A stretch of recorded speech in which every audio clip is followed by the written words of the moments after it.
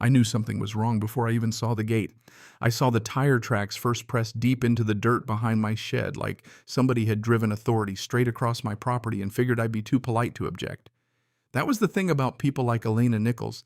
They never start by stealing something big. They start with 20 feet of dirt and a smile. My name's Quentin Barrow. I'm 44. I work from home, and I like my peace, strong, quiet, and not messed with. The strip behind my place was just a narrow patch where my yard met the HOA walking path, but it was mine. I never thought much about it until the HOA decided to care way too much. That morning, I was dragging my trash cans back when I saw a black aluminum security gate sunk into fresh concrete keypad on the side, locked across the only vehicle access to my back lot. Elena was standing in front of it wearing that fake public service smile. "Oh, Quentin, good you're here," she said. "We installed the new security gate. It'll help protect the walking path. Safety first." "On my land," I asked. She waved a hand. "It's only a few feet. The board approved it." I walked closer. "You can't build something on someone else's property because you feel like it," I said. "That's not how ownership works." She pulled out a highlighted neighborhood plan and started talking about potential green space and community design intent, which was just a fancy way of saying we wanted it, so now we're pretending it's ours. I told her I had county-certified survey documents proving that strip belonged to me. She said she'd bring it up at the next board meeting. "Do that," I said, "and stop locking people out of their own property." 2 days later, I put my own lock on the gate. Elena showed up that afternoon with 2 board members behind her, all of them red-faced and breathing hard. "You locked the gate," she barked. "I did," I said. "On my property, after you trespassed and poured concrete into it. One of the board guys said they needed access to the trail." I pointed toward the alternate path. "He complained it was half a mile longer. I timed it," I said. Elena called me petty. "No," I told her, "I'm being legal." At the board meeting 3 nights later, she tried to spin it like I was threatening the community. I let her finish, then stood up with the real county survey and said, "The gate is 5 feet onto my property. Here are the documents. And here are the cease and desist letters I'm mailing to the HOA and the contractor. You have 14 days to remove it before I file suit." By Saturday, the gate was still there. Then the retaliation started. The landscaper stopped trimming that side of the path. The weeds around the gate got worse. A couple neighbors mentioned vague landscaping warnings. Next morning, I checked my mailbox and found one myself, thick paper, official tone HOA letterhead. They were fining me $175 for failing to maintain community-facing green space. The attached photos were of the same strip they had just fenced off. That was when I stopped being irritated and started getting methodical. I drove to the county office and met a zoning compliance officer named Henry Clean. He reviewed the warning, the survey, the photos, the gate placement, then leaned back and said, "So they blocked access to your land, tried to claim it, and now they're fining you for not maintaining it." Pretty much. He handed me a complaint form and told me not to pay a dime. Then I stopped by records and pulled the original development agreement and land use plan. No easement, no common area, no gray zone. That strip had been part of my parcel since the neighborhood was first platted. That evening, I ran into my neighbor Dan, a retired firefighter who'd lived there longer than almost anyone.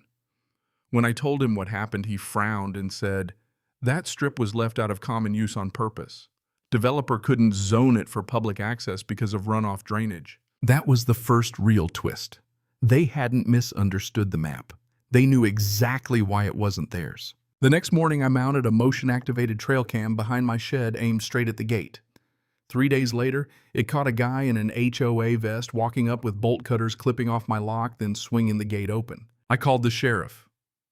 When the deputy arrived, I showed him the video, the survey, the complaint, everything. He watched the clip twice, then asked, "Did you give them written permission to install or remove anything on your property?" "Not once." 10 minutes later, he was knocking on Alina's front door while half the street suddenly found reasons to stand outside.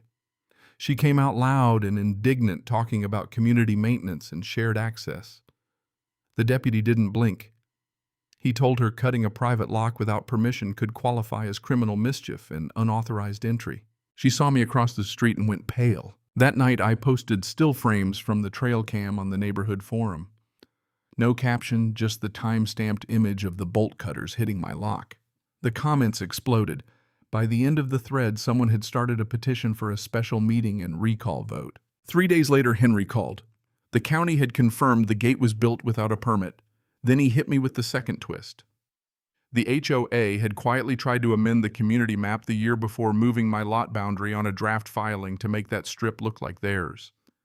It didn't go through because I never signed anything, but the attempt was right there in the records. That wasn't overreach anymore. That was planned fraud. I sent every document to a real estate attorney I'd used before. She took one look and said, "Oh, they're in trouble." We filed with the state HOA Oversight Commission and got an injunction preventing any further changes to the land. The same day the injunction was served, someone left a note on my door in black marker. "You'll regret this." I handed that over to the sheriff too. By then, Alina had skipped the next board meeting along with 2 other members. The room was packed. A recall vote was called and every hand went up but one. A few days later, a state investigator named Lorna Evans showed up with Deputy Ruiz and laid subpoenaed HOA emails across my patio table. One message sent by Alina to the treasurer 2 months before the gate went in had the subject line "back lot." The body was short and rotten. "If we move the boundary line on the revision map and file it quietly, we can claim that strip as community utility space." Quentin doesn't seem like the type to notice.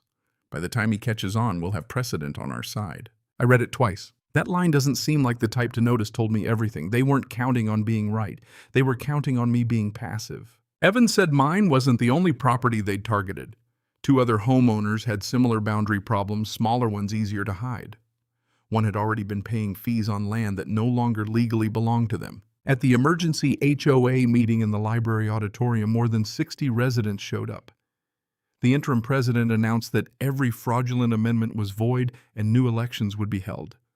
Then he asked if anyone wanted to speak. I raised my hand. "This isn't about a gate anymore," I said. "It's about what happens when people in charge start thinking they're untouchable." They didn't just try to take my land. They tried to rewrite the map so it looked like I never owned it in the first place. And if they'd gotten away with it, they would have kept going. Then I held up Alina's email. "This is what they thought of us. He won't notice." You could feel the room shift. The board hadn't been protecting the neighborhood, they'd been testing how much they could get away with. I filed a protective easement on the back lot after that. Then came the part I'd be lying if I said I didn't enjoy. Alina was arrested outside her home on a Thursday morning. By the end of that week, the charges had stacked high: falsification of public records, misappropriation of HOA funds, conspiracy to manipulate land boundaries.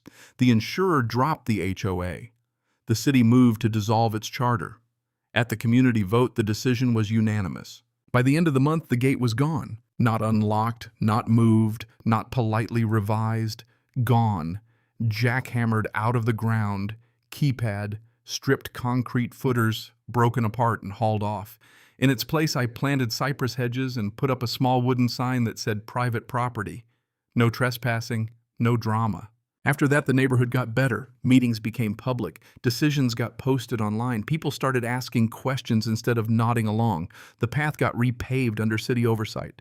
And me, I went back to my quiet life. Late that autumn, I stood by the hedges with a cup of coffee, smelling pine mulch and chimney smoke, looking at the clean line where the gate used to stand.